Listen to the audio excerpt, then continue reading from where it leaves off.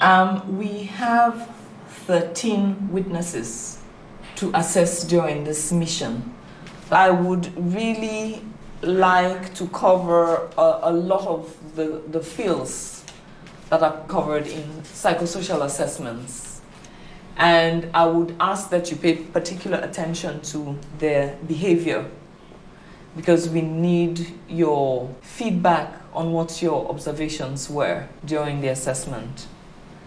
And finally, your recommendations. So the information provided in this assessment will be very vital in determining how vulnerable the witnesses are, and therefore what particular concerns the office needs to pay attention to.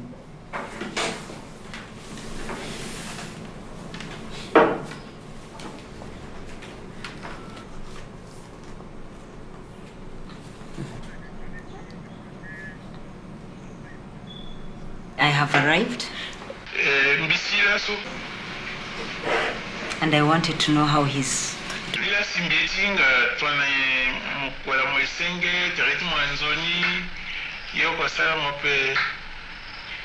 Aujourd'hui, je me porte bien, mais cependant, ma femme a mal au ventre. Elle a beaucoup mal au ventre par rapport à tout ce qui s'était passé. On l'avait frappée au ventre, donc elle se porte pas très bien. I want to remind him our appointment tomorrow at 8:30.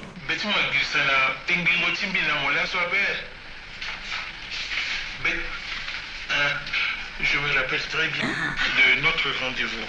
Là, je suis à la maison. J'écoute la radio. Donc, je ne bouge pas. Je suis là. Je t'attends. Je t'attends.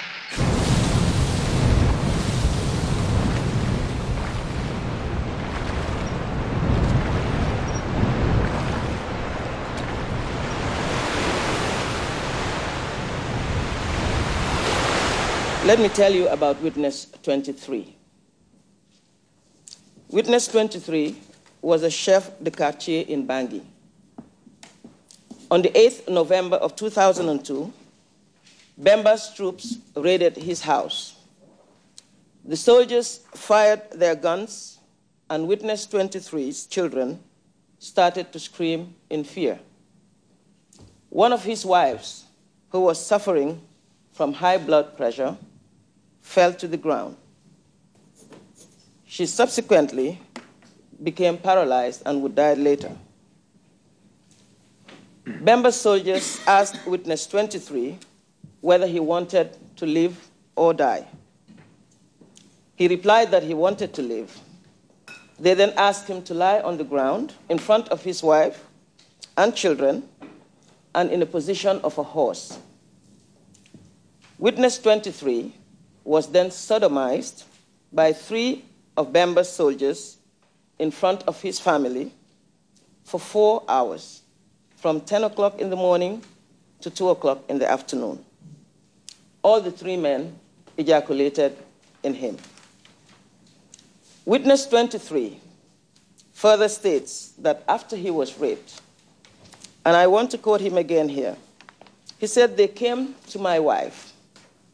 In front of my eyes, they abused my wife. After they finished with my wife, they came to the kids." Madam President, Your Honors, it is the responsibility of the Office of the Prosecutor of the International Criminal Court to stand up for Witness 23, to stand up for his wife, to stand up for his children, and for hundreds of victims in the Central African Republic who suffered the same fate as Witness 23.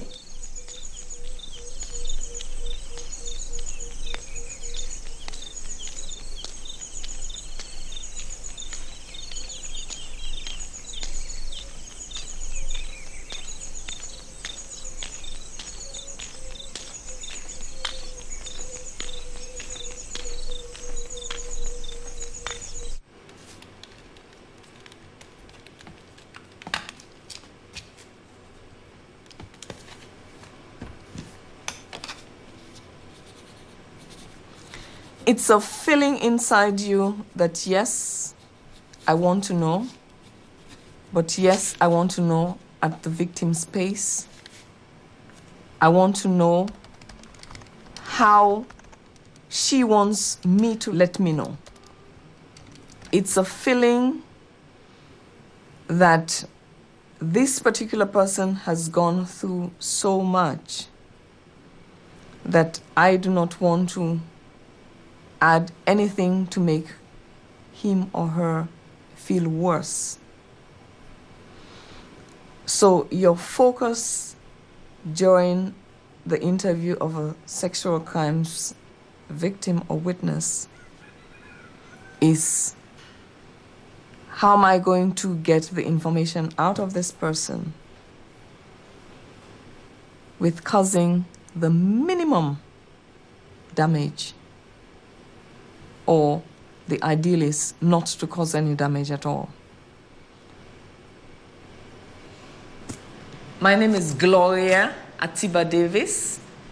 I am the head of the unit that focuses on victims' issues, especially on women and children.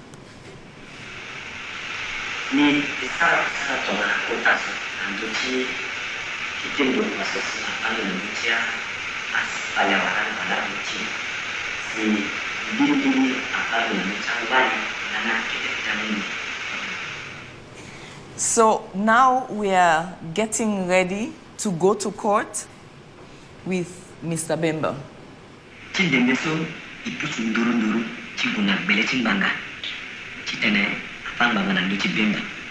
So we need to make sure that the witnesses who go to court to testify, they are psychologically and physically fit to go to court and testify.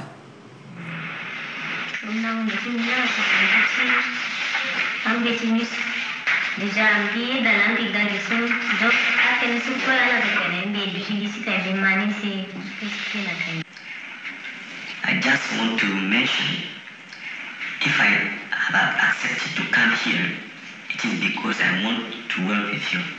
So I give my consent, and I'm expecting your questions. Okay. Tell her that the court wants to follow good practices. We want to do things that are in line with standards that have been established. We want something to evidence the consent. I would like to sign the consent.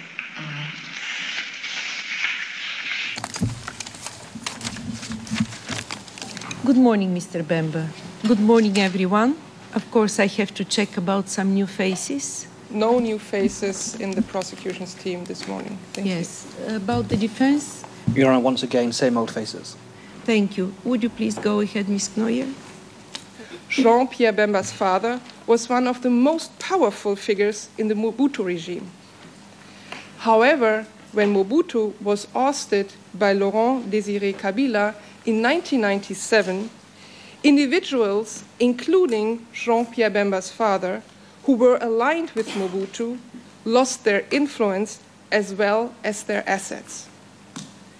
When Jean-Pierre Bemba established the MLC a year later in 1998, his motivation to succeed was rooted in regaining the political and business benefits that accompanied his family's association with Mobutu. On October 25th of 2002, Patassé's former Army Chief of Staff, François Bozizé, led rebel troops towards Bangui in an effort to unseat Patassé. In his own words, Patassé publicly acknowledged, I quote, "I asked my son Bemba to fly to my assistance." The plan included attacking the Central African Republic civilian population who were perceived to be sympathetic to the rebels.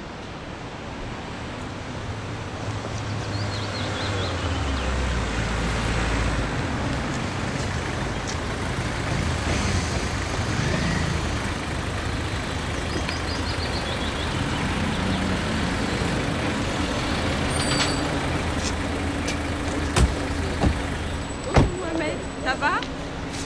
Bien, merci.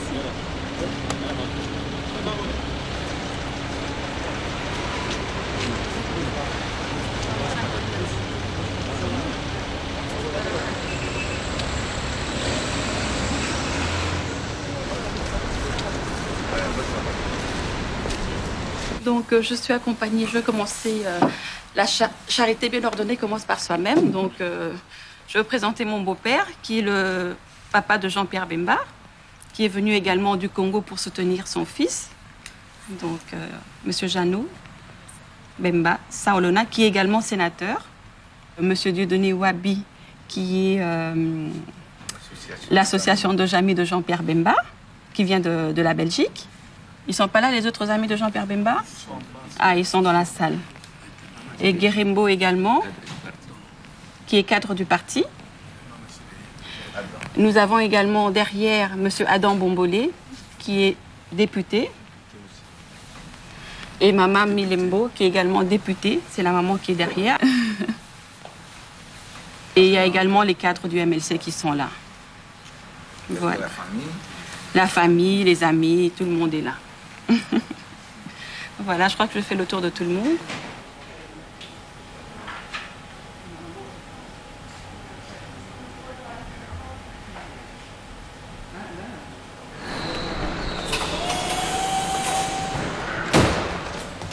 Salut. Ça va? Oui, merci. Alors, on va voir un peu cet équipement pour la mission de Bangui. On a trois choses principalement vérifiées. L'équipement pour examen de scène de crime, exhumation et autopsie. Deuxièmement, il faut qu'on vérifie le congélateur portable. Et troisièmement, la valise du drone. Alors, oui, body bags. les body bags. J'en ai 3, 4.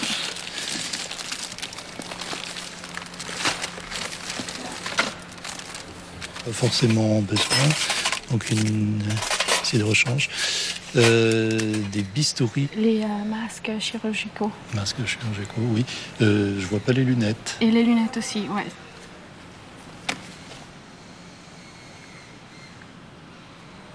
La femme a une place très particulière dans la société africaine.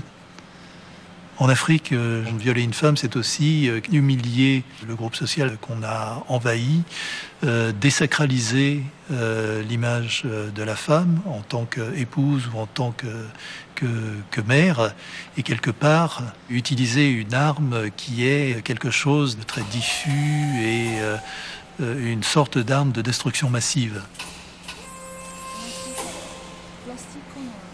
Ces viols, en général, ne sont pas des cas isolés, comme on peut le rencontrer dans d'autres continents. Ils s'inscrivent dans des campagnes de viol ou des phénomènes de viol qui touchent toute une région en même temps, qui accompagnent le mouvement de milices ou de troupes. Et je dirais que dans un tel contexte, la preuve est beaucoup plus facile à apporter parce que le viol s'est bien réalisé devant des témoins visuels.